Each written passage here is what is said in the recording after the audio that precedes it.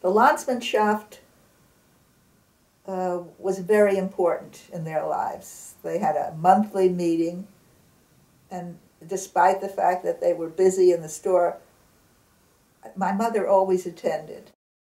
The Landsmanshaft, provided, they had their burial society, their hospital group, visiting sick people. It served a wonderful function. And they also got blocks of tickets for Yiddish theater, which I attended. There was another Landsmanschaft they belonged to, which was the Chimmerovitzer, the other Shtetl Landsmanschaft. I guess had enough people to form one. And so I attended those meetings with my mother and my father when he could. But I just mainly remember my mother going. And at one point, I was so proud of my ability to write in Yiddish that I actually took the minutes.